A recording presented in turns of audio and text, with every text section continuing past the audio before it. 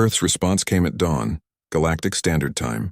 Across 50 star systems, Federation worlds woke up to find their technology had stopped working. Power grids failed. Communication networks went dark. Orbital stations drifted silent in space. Captain Jae-sung Ryu sat in the hidden cyber warfare center beneath the mountains of Korea. His team had spent 5 years preparing for this moment. For decades, Earth had traded with alien worlds, sending merchants and diplomats who seemed harmless. But every human who visited a Federation world had been trained in more than just business. Status report, Jae-sung said to his team. 47 worlds completely offline, his communications officer replied. 8 more showing partial system failures. The sleeper programs activated perfectly. Dr. Bo-ram Kang walked through the command center, checking on different teams. As head of Terran Strategic Intelligence, she had planned this operation for 20 years. Every trade agreement, every diplomatic exchange, every act of seeming friendship had been preparation for this day. The Federation never suspected, she said to Captain Ryu. They saw our merchants as simple traders. They saw our diplomats as peaceful negotiators. They never realized each one was also a spy and a saboteur. On the Federation world of Kepler Prime, the capital city was in chaos. Traffic control systems had crashed, sending flying cars spinning out of control. The planetary defense grid was completely dead. Even simple things like door locks and food dispensers had stopped working. How is this possible? The planetary governor demanded of his technical staff. Earth is a primitive world with basic technology. But the humans had not used advanced alien technology to break the Federation's systems. They had used something much more dangerous, understanding. For 50 years, Earth's spies had learned how Federation technology worked. They had found weaknesses that the aliens themselves did not know existed. Admiral Dong-hyun Lee watched the chaos from Earth's command center. Phase 2, Captain Cho. Captain Ji-hoon Cho led his fleet out from behind Jupiter's moons. The ships looked like the same small patrol vessels that had escorted refugees for 2 years. But these were not the same ships the Federation had seen before. Federation fleet, this is Earth Defense Force. Ji-hoon broadcast on all frequencies. You have 30 seconds to surrender, or we will demonstrate why attacking Earth was a mistake. Fleet Admiral Zexthon laughed over the radio. Small human ships against Federation battlecruisers? You are brave but foolish. The Federation fleet opened fire with their massive plasma cannons. The weapons that had destroyed Earth's orbital platforms in the first battle struck the human ships directly. But instead of exploding, the human ships absorbed the energy. Impossible, Zexthon muttered as his weapons had no effect. Adaptive shielding, Admiral Lee explained over the communications channel. Dr. Park analyzed your weapons from the first battle. We built shields that learn from each attack and adjust to counter it. The more you shoot at us, the stronger our defenses become. The human ships returned fire with weapons the Federation had never seen before. Instead of simple explosives or energy beams, Earth used gravity manipulators that crushed Federation ships like tin cans. Molecular disruptors that made alien hulls fall apart at the atomic level. Neural scramblers that turned Federation computers against their own ships. Retreat, Zexthon ordered as half his fleet was destroyed in the first exchange. All ships retreat to safe distance! But there was no safe distance. Major Tamino's ground forces were already on nearby Federation worlds, not as invaders but as liberators. The worlds that the Federation had stripped of resources to fuel their war were rising in rebellion. People of Vega Colony, Major O broadcast from the planet's surface. Your Federation masters have fled. Your world is free. The response was immediate. Alien civilians who had lived under Federation oppression for generations joined the human soldiers. They had been forced to give up their minerals, their food, even their children to fight in the Federation's war. Now they had a chance for revenge. Dr. Bo-ram Kang monitored the situation from Earth. Admiral, we are receiving surrender requests from 18 Federation worlds. They want to join our side. This was the part of the plan that made Admiral Lee most proud. Earth had not come as conquerors. They had come as liberators. Instead of replacing the Federation's tyranny with their own, humans offered something the galaxy had forgotten: freedom. Accept all surrenders, Lee ordered. But make it clear that joining Earth means choosing peace when possible and war only when necessary. The Federation's response was swift and brutal. Loyalist fleets moved to attack the rebellious worlds, but they found human ships already there, defending the rebels with technology that seemed impossible. Captain Sung Ho Woo commanded the defense of New Arcturus, a mining world that had declared independence from the Federation. His crew was half human, half alien refugees who had chosen to fight alongside Earth.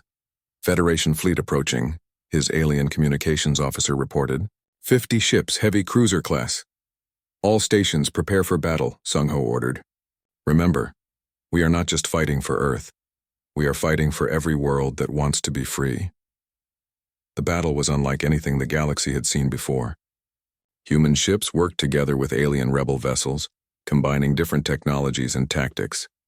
The rigid Federation fleet fought like a machine, but the mixed rebel forces fought like a living thing, adapting and changing as the battle continued. When the Federation fleet retreated, New Arcturus was still free, but the real shock came from the deep space monitoring stations. Dr. Sujin Park had been tracking the swarm's movements when she detected something unexpected. "Chairman," she said during the emergency briefing, "the swarm has accelerated their approach. They will reach our region in 6 months, not 16. Why?" Chairman Hyunwoo Kim asked. "They are attracted to conflict. The war between Earth and the Federation is drawing them here." Admiral Lee studied the tactical display. "Then we need to end this war quickly before the real enemy arrives." But ending the war would not be simple. The Federation was fracturing as more worlds chose independence over oppression. Some Federation leaders wanted to negotiate with Earth. Others wanted to fight to the last ship. The deadlock was broken by an unexpected message from General Corthan, the alien commander who had first threatened Earth. His ship had been badly damaged in a battle with swarm scouts.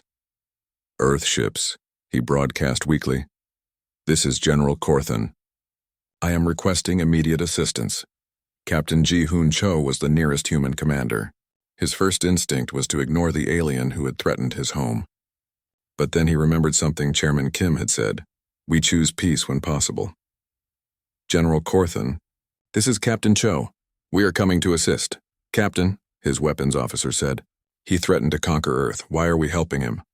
"Because," Ji-Hoon replied, "showing mercy to an enemy is what separates us from the swarm." The rescue operation was dangerous. Swarm ships were still in the area, hunting for survivors. But Ji-Hoon's ship reached the damaged Federation vessel and evacuated the crew, including General Corthan himself. As the human medics treated his wounds, Corthan looked at Captain Cho with his one remaining eye. "Why?" he asked. "I would have enslaved your world." "Because," Ji-Hoon replied, "enslaving worlds is what the swarm does. We fight to free worlds, not to conquer them." This act of unexpected mercy spread across the galaxy faster than any military victory. Species that had never trusted each other began to see humanity differently. Earth was not just another conquering empire. They were something new, a power that fought for others' freedom instead of their own dominance. Dr. Boram Kang watched the intelligence reports with satisfaction. "Admiral, the psychological impact is greater than any weapon. Half the Federation member worlds are questioning their loyalty. They see us as protectors, not invaders." But time was running out. The swarm was coming and the galaxy was still divided. Earth had shown they could defend themselves against the Federation, but the real test was still ahead. Chairman Hyunwoo Kim prepared to make another speech to the galaxy. This time his words would not be about Earth's neutrality or Earth's strength. This time he would speak about hope. "People of the galaxy," he began, "Earth never wanted to join your war because we believed there was a better way. We still believe that. The swarm comes to destroy us all, but division makes us weak. Unity makes us strong." He paused, looking directly into the camera that would broadcast his words to 1,000 worlds. "Earth offers alliance, not conquest. Freedom, not slavery. Hope, not despair. Join us not as subjects, but as partners. Together we can defeat any enemy. Together we can build a galaxy worth saving." The response was immediate. Ships from dozens of worlds began moving toward human space, not as enemies, but as allies. The real war was about to begin. The Federation blockade tightened around Earth like a closing fist. Commander Young-Sik Nam watched from his hidden observation post as alien warships patrolled the outer solar system. His job was to spy on the enemy and report back to Earth's military command. "Sir," his communications specialist whispered, "I am picking up encrypted Federation transmissions." Young-Sik put on his headphones and listened. The alien voices spoke in their own language. But Earth's computers had learned to translate most Federation dialects over the past 50 years. Earth, humans more dangerous than reports suggest. Their technology advancement rate exceeds all projections. Recommend immediate action before they become a real threat. Young-Sik felt his blood run cold. The Federation was not just trying to force Earth into their war. They were afraid of humanity. Back on Earth, the blockade was causing real problems. Ships carrying food and medical supplies could not reach the planet. Factories that needed alien materials had to shut down. People began to worry about the future. Chairman Hyun-Woo Kim faced angry crowds outside the government building. "Why did you refuse the Federation?" They shouted. "Now we will starve." But Dr. Soo-Jin Park had been busy in her laboratory. The crashed Federation ship near Mars had given her access to alien technology she had only dreamed of studying before. "Chairman," she said during their weekly meeting, "I have good news and bad news." "Give me the bad news first," Hyun-Woo replied. "The swarm scout ships have been detected in the Alpha Centauri system. They are only 4 light-years away." Admiral Dong-Hyun Lee sat up straight. "How long until they reach Earth?" "Based on their current movement speed, 18 months, Dr. Park answered. "And the good news?" Hyun-Woo asked. "The Federation ship's computers contain detailed information about swarm tactics and weaknesses. I think we can develop better weapons than anything the Federation currently has." This was what Admiral Lee had been waiting to hear. For 2 years he had been upgrading Earth's defenses using only human technology. Now they had access to real alien military secrets. The crisis came sooner than anyone expected. Commander Young-Sik Nam detected massive Federation fleet movements heading toward Earth. Not the small patrol ships they had been dealing with, but actual warships designed for planetary assault. "Admiral," Young-Sik reported over secure communications, "Federation Fleet Admiral Zexthon is leading 200 ships toward us. Estimated arrival time, 6 hours. Admiral Lee activated Earth's defense protocols. Hidden weapons platforms powered up around the solar system. The secret fleet that engineer Ha-Young Shin had built moved into position behind asteroids and moons." Lieutenant Yoon Ji-han was on duty at Defense Platform Omega when the Federation fleet arrived. The massive alien ships dropped out of faster-than-light travel near Jupiter, their hulls gleaming in the sunlight. "Earth Defense Command," came a transmission from the lead Federation ship. "This is Fleet Admiral Zexthon. You will surrender your government to Federation oversight immediately, or face the consequences." Chairman Hyun-Woo Kim was in the underground command center beneath Seoul. "Admiral Lee, what are our options?" "We can fight or we can surrender," Lee replied. "Those are the only choices they are giving us." "Then we fight." The first shots came from Federation plasma cannons targeting Earth's orbital defense platforms. Lieutenant Yoon Ji-han watched in horror as the platform next to hers exploded in a ball of fire. "All stations, return fire," Admiral Lee commanded. The hidden weapons platforms revealed themselves, launching missiles at the Federation fleet. But the aliens had shields that absorbed most of the damage. Their ships were built for war, while Earth's defenses were built for protection. Platform Omega taking heavy damage, Yoon Ji-han reported as her station shook from alien weapons fire. But then something unexpected happened. The weapon systems that engineer Ha-Young Shin had secretly developed began to show their true power. Earth's missiles did not just explode against alien shields. They adapted, learning from each impact and adjusting their attack patterns. "What is happening to our shields?" a Federation officer asked over the radio, not realizing Earth was listening to their communications. "Unknown weapon type. They are penetrating our defenses somehow." Admiral Lee smiled grimly. Earth had learned from studying alien technology, but they had also improved on it. Human creativity combined with alien knowledge created weapons the Federation had never seen before. The battle raged for 6 hours. Federation ships that had expected an easy victory found themselves fighting an enemy that matched their technology and exceeded their tactics. Captain Ji-Hoon Cho led a squadron of fighters through the debris field, attacking the alien fleet's weak points. "Their ships are strong in front but weak on the sides," he reported. Attack pattern Delta 7. Earth's pilots had trained for this moment. They flew their ships like extensions of their own bodies, moving in patterns that confused alien sensors. The Federation pilots were good, but they fought like machines. Humans fought like artists. When the smoke cleared, 50 Federation ships had been destroyed or damaged. Only 12 Earth platforms were lost.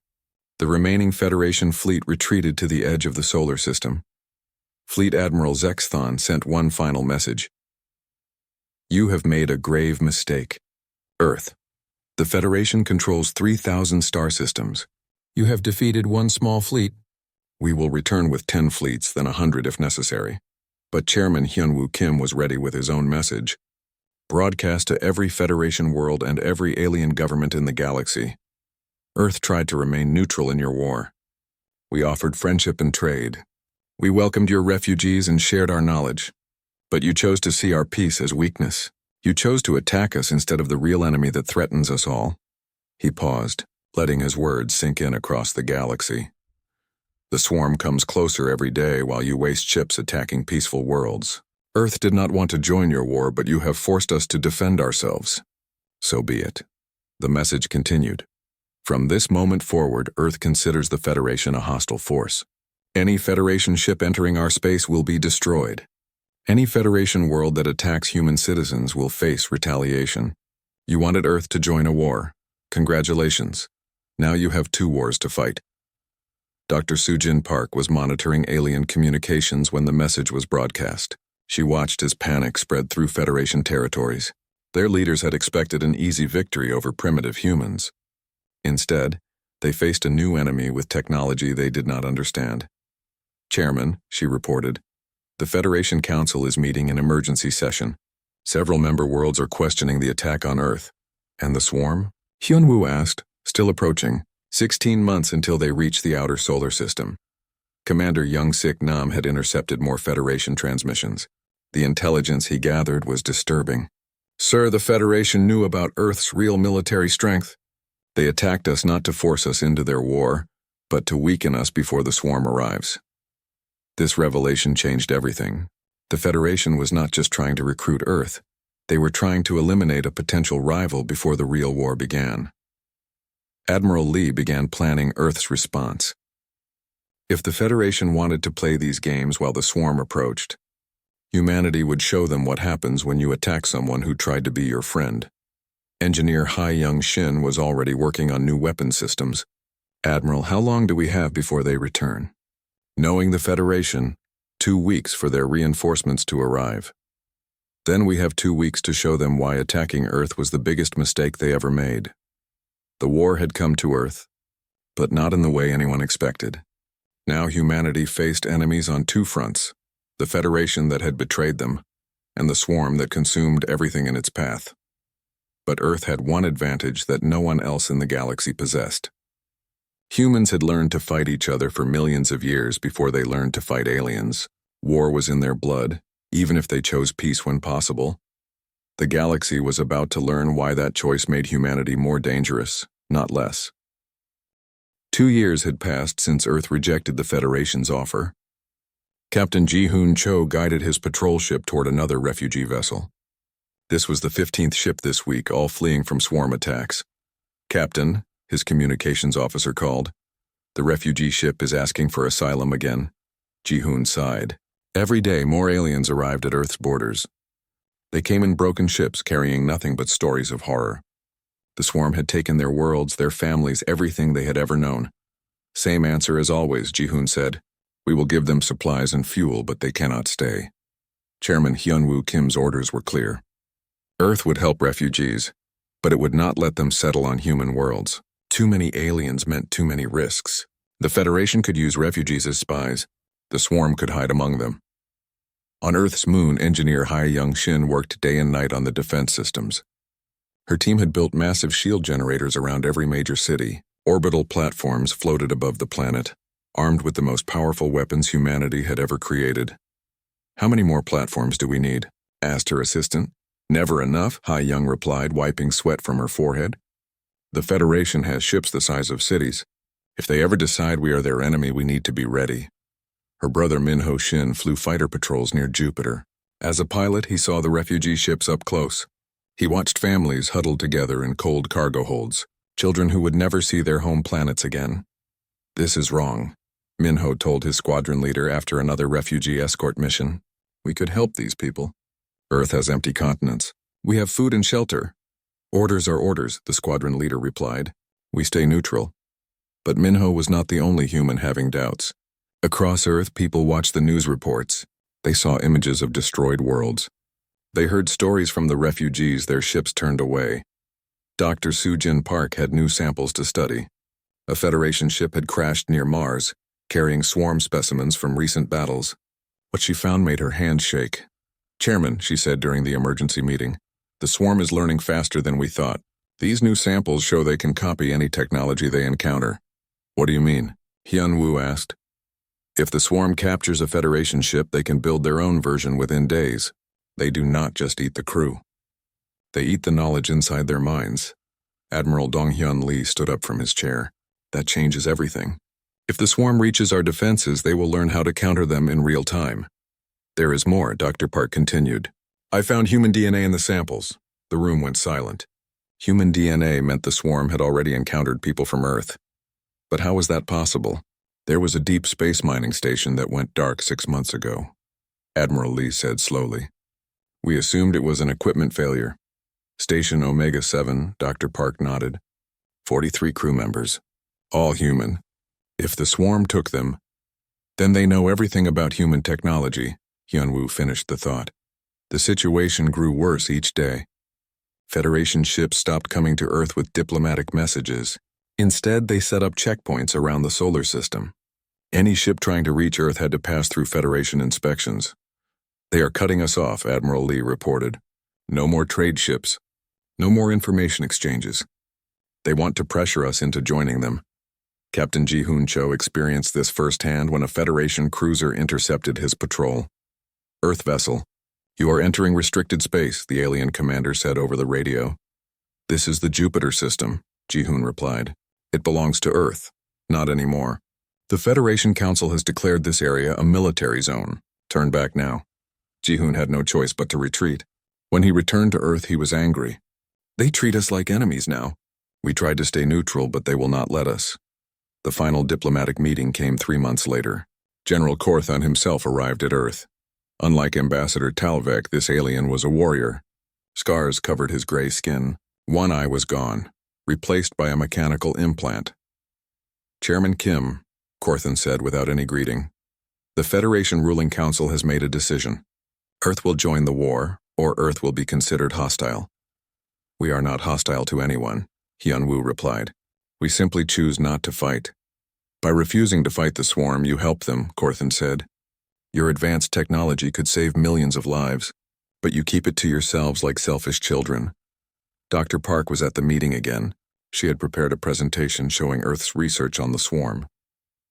General, we have been studying the enemy. Our scientists have learned things that could help your war effort, but we will not share this knowledge if you threaten us. You will share everything, Korthon said, his mechanical eye focusing on her. Or we will take it. Admiral Lee stepped forward. General, that sounds like a declaration of war. Call it what you want, Korthon replied. The Federation has 3 million ships. Earth has 1,000. Your choice is simple. Join us willingly, or be conquered and forced to join us.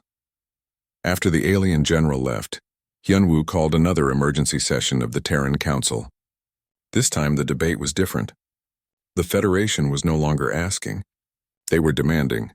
We cannot fight 3 million ships, one council member said. We cannot surrender our freedom either. Another replied. What if we run? A third suggested. Take our people to another galaxy. There is nowhere to run, Admiral Lee said. The swarm consumes everything. The Federation controls everything else. We fight here or we die as slaves. Engineer Hye-young Shin had been working on secret projects, things she had not told even Admiral Lee about. Chairman, we are not as weak as they think. Earth has been preparing for this day. What do you mean? Hyun-woo asked. For 50 years we have been trading with alien worlds. Every ship that visited Earth, every technology exchange, every diplomatic meeting. We have been learning. We have been copying. We have been preparing. She activated a holographic display. It showed Earth's real military strength. Not 1,000 ships, but 5,000. Hidden in asteroid fields and behind Jupiter's moons. Not simple weapons, but advanced systems built from 50 years of studying alien technology. The Federation thinks we are weak, because we choose peace, Ha-young said. But choosing peace does not mean being unprepared for war. The vote this time was unanimous. If the Federation wanted a war, Earth would give them one. But first, they would try one more diplomatic solution. Hyunwoo sent a message to the Federation Council and to every alien government in the galaxy. Earth has remained neutral in this galactic war because we believe there must be a better way than endless fighting. We do not want to be your enemy. But we will not be your slaves either. Leave us in peace and we will leave you in peace. Attack us and learn why humanity survived and thrived on a world that tried to kill us for millions of years. The message was clear. Earth was done being diplomatic. In the depths of space, Federation war fleets began moving toward the solar system. They came not as allies but as conquerors. The war was coming to Earth just as Admiral Lee had always known it would.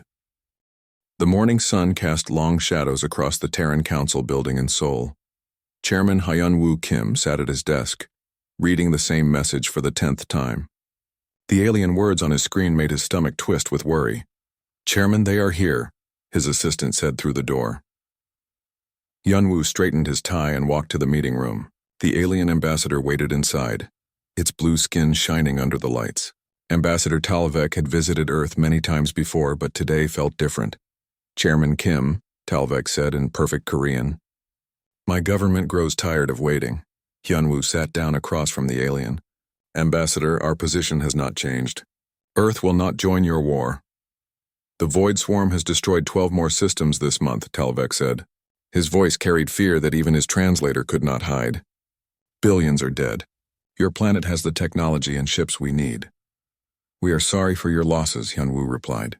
"But humanity learned long ago that war only brings more war. We will not be pulled into galactic conflicts." Dr. Sujin Park entered the room carrying a datapad.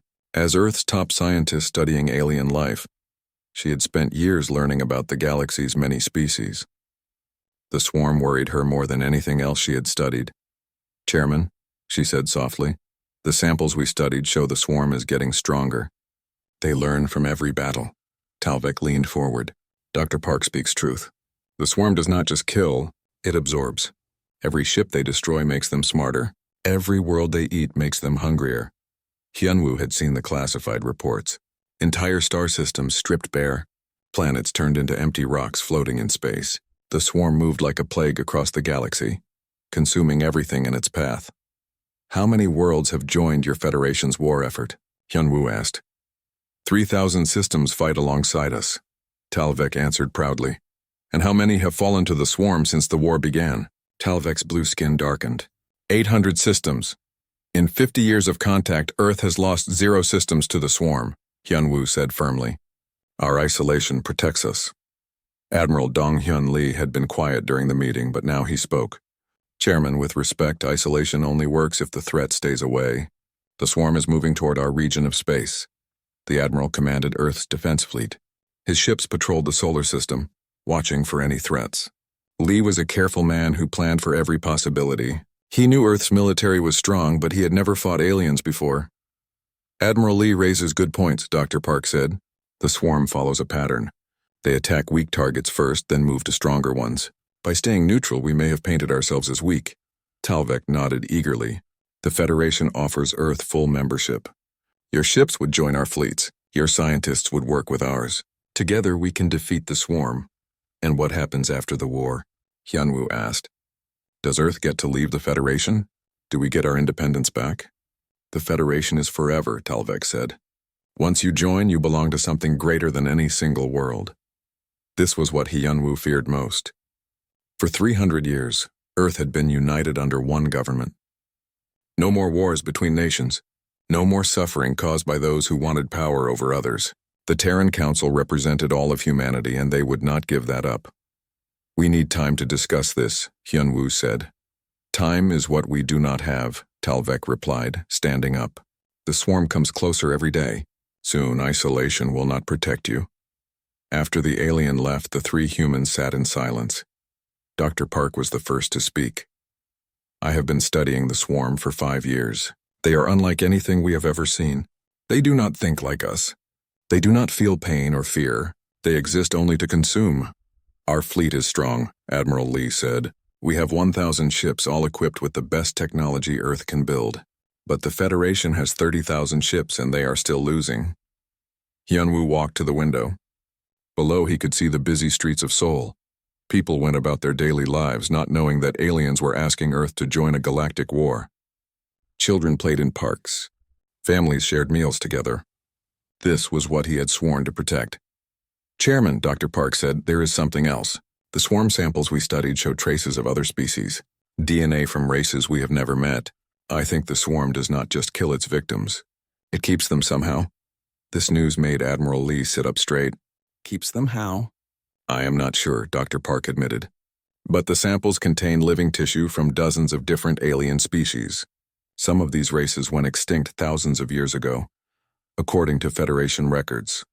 The thought chilled Hyunwoo to the bone. The swarm was not just an army. It was a collection of every species it had ever consumed. Every victim made it stronger and smarter. Admiral, how long would it take to improve our defenses? Hyunwoo asked. With current resources, 2 years to upgrade all orbital platforms, 5 years to double our fleet size. The swarm will reach the outer systems in 3 years, Dr. Park said quietly. Hyunwoo made his decision. Call an emergency session of the council. All 200 members must vote on this. 6 hours later, the Terran Council gathered. Representatives from every region of Earth filled the Great Hall. Hyunwoo explained the situation. Admiral Lee showed them military projections. Dr. Park shared her scientific findings. The debate lasted through the night. Some council members wanted to join the Federation immediately. Others demanded complete isolation. A few suggested finding a third option. In the end, the vote was clear. 187 to 13. Earth would remain neutral. We will strengthen our defenses, Hyunwoo announced to the galaxy that evening. We will help refugees who need shelter. But Earth will not join this war. We choose peace. The message was sent to every Federation world and every alien government. Earth's position was clear and final. But in the depths of space, something else was listening. The Void Swarm had heard Earth's announcement. They began to turn their attention toward the small blue planet that dared to stand alone. The war was coming to Earth whether humanity wanted it or not.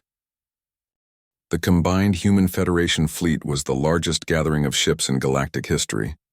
Admiral Dong-Hyun Lee stood on the bridge of his flagship, looking at the tactical display that showed over 10,000 vessels from 50 different worlds. Admiral, his communications officer said, we are receiving surrender signals from the last Federation holdout worlds. The Civil War is over. But Lee knew the real war was just beginning. Commander Ye-Jin Lim had returned from her reconnaissance mission into Swarm territory with news that chilled everyone who heard it. Sir, she reported in the briefing room, the Swarm is not just consuming worlds. They are preserving them. The holographic display showed images from her spy mission. Swarm-controlled space looked empty at first, but deeper scans revealed the truth. Every consumed world was still there, but changed into something horrible. The planets are alive, Commander Lim continued.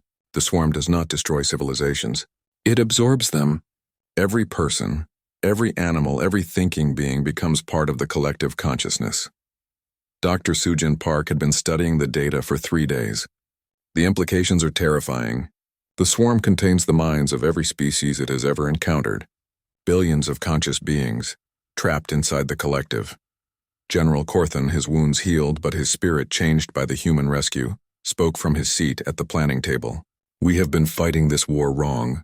We thought we were fighting monsters. We are actually fighting prisoners. Chairman Hyunwoo Kim had joined the military briefing because this was bigger than any single world's problem. Can they be freed? Dr. Park believes so, Admiral Lee replied. But it would require getting close to the Swarm's central consciousness. A suicide mission, General Corthan said bluntly. Any ship that gets close enough to inject a virus into their collective mind will be absorbed. Captain Ji-Hoon Cho raised his hand. Admiral, I volunteer to lead the mission. As do I, added Captain Sung-Ho Woo. And my squadron, said Major Taemin Oh. Admiral Lee looked around the room. Representatives from dozens of species were volunteering for a mission that would almost certainly end in death. But it was the only way to free the billions of trapped minds in the Swarm collective. We will need volunteers from every species, Lee decided. The virus has to be injected from multiple points simultaneously to have any chance of working. Dr. Boram Kang had been working with alien scientists to develop the quantum virus. It was based on human computer technology, but enhanced with knowledge from 50 different civilizations. The virus will not destroy the collective, she explained to the volunteer crews. It will fracture it. Each absorbed consciousness will remember who they used to be. They will fight for their freedom from the inside. The preparation took 2 weeks. Ships were modified with special shielding to survive in swarm space. Weapons were calibrated to penetrate the organic hulls of swarm vessels. Most importantly, every volunteer crew trained together, learning to work as one unit despite coming from completely different worlds. Engineer Hai Young Shin had one final surprise for the fleet. Admiral, the adaptive shielding technology we used against the Federation can be modified for this mission. How? Lee asked. The shields learn from attacks and adjust to counter them. But the swarm attacks are biological, not technological. If we can make the shields adapt to biological absorption, we might survive long enough to complete the mission. The final battle began when the swarm fleet reached the outer solar system. Earth's long-range sensors detected over 100,000 swarm ships, each one a living creature the size of a space station. All ships, this is Admiral Lee, he broadcast to the combined fleet. Today we fight not just for our worlds, but for every mind the swarm has ever taken. We fight for the dead who are not truly dead. We fight for freedom itself. The swarm attacked without warning or communication. Their ships moved like a living tide, covering space with organic hulls that pulsed with absorbed energy. But the combined fleet was ready. Human ships led the charge, their adaptive shields absorbing the swarm's biological weapons and turning them back on the enemy. Federation vessels provided heavy firepower, their massive cannons tearing holes in swarm formations. Ships from rebel worlds attacked with weapons powered by anger and hope for freedom. Captain Ji-hoon Cho piloted his ship toward the center of the swarm fleet, where the largest organism waited. This was the core consciousness, the central mind that controlled all the others. Virus delivery team. Status report, he called over the radio. Ship 2 ready, Captain Sung-Ho Woo replied from his vessel. Ship 3 ready, Major Tae-min. Oh, confirmed. All 20 virus ships were in position, surrounded by escorts from a dozen different worlds. They had fought through waves of swarm defenders, losing half their number in the process. Remember, Dr. Park's voice came over the communication system. Inject the virus simultaneously. If even one ship fails, the collective will adapt and become immune. The core consciousness was massive, a living planet covered in organic structures that pulsed with the thoughts of billions of absorbed minds. As the virus ships approached, tentacles reached out to capture them. All ships now, Ji-hoon commanded. 20 ships fired their virus payloads into the core consciousness at exactly the same moment. The effect was immediate and devastating. The swarm fleet stopped moving as if a switch had been turned off. Then the screaming began. Across swarm space, the collective consciousness fractured. Millions of individual minds that had been trapped for decades or centuries suddenly remembered who they used to be. They fought back against the collective that had held them prisoner. Commander Ye-Jin Lim watched from her observation post as swarm ships began to tear themselves apart from the inside. Admiral, it is working. The absorbed minds are breaking free, but the victory came at a terrible cost. Half the virus ships had been destroyed in the attack. Captain Sung-Ho Woo's vessel was caught by swarm tentacles and absorbed into the collective just as his virus was delivered. Sung-Ho, respond. Ji-hoon called over the radio, but there was only silence. The liberation of the swarm took 3 days. As the collective consciousness broke down, individual species began to emerge from the organic ships. Aliens that had been declared extinct centuries ago walked free again. Children who had been absorbed as the swarm consumed their worlds were suddenly adults but still alive. Dr. Soo-jin Park led the medical teams that helped the freed beings. They remember everything, she reported to Chairman Kim. Every moment of being trapped in the collective. But they also remember being part of something larger. Some of them do not want to be alone again. This created a new problem. The freed swarm beings had knowledge and technology from across the galaxy. Some wanted revenge against the species that had failed to save them. Others wanted to return to worlds that no longer existed. General Corthan worked with human diplomats to find solutions. Many of these beings have no homes to return to. Their worlds were consumed long ago. Then we helped them build new homes, Chairman Kim replied. The galaxy has empty worlds. We have resources and knowledge. We can create places for them to live.